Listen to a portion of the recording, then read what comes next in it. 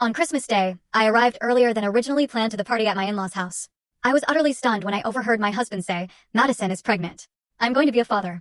I left quietly. 3 weeks later, everyone went pale when they saw. Can you imagine the earth-shattering moment when you realize your entire life has been a meticulously crafted lie?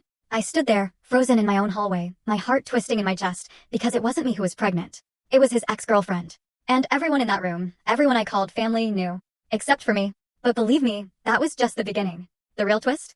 They had no idea who they were truly messing with. I used to believe that knowing someone your whole life meant truly understanding them, that a shared history was a guarantee of trust, and that family was, well, forever. I was wrong about absolutely everything. My name is Ava. I'm 28, and I'm a project manager at a high-end fintech company in Manhattan.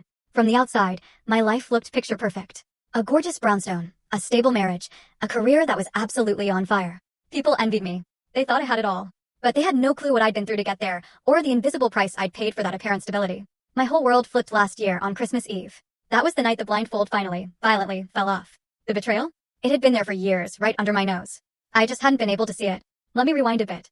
I need you to understand how I even arrived at that moment. I've known Jackson Miller, Jax, since the day I was born. Our parents were inseparable, the kind of friends who spent every weekend together, took vacations, celebrated every birthday. My parents were Jax's godparents, and his parents, Carol and Charles Miller, who I affectionately called Aunt Carol and Uncle Charles, were mine. It was a friendship that felt indestructible, built over decades. We grew up playing in the same parks, always at weekend barbecues, birthday parties, holidays. He was just a part of my life, even before I understood what that really meant. But our lives?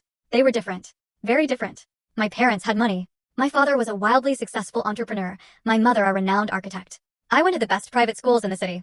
I had piano lessons, ballet, French tutoring. We traveled through Europe on vacation. We lived in this huge, historic brownstone on the Upper East Side.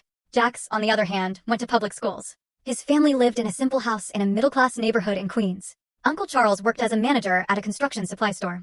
Aunt Carol was a secretary at a medical practice. They lived comfortably, sure, but without luxuries. At the time, I didn't get those differences. We were just kids, playing together. But looking back now, I can see the signs. The way Aunt Carol would eye my mother's jewelry.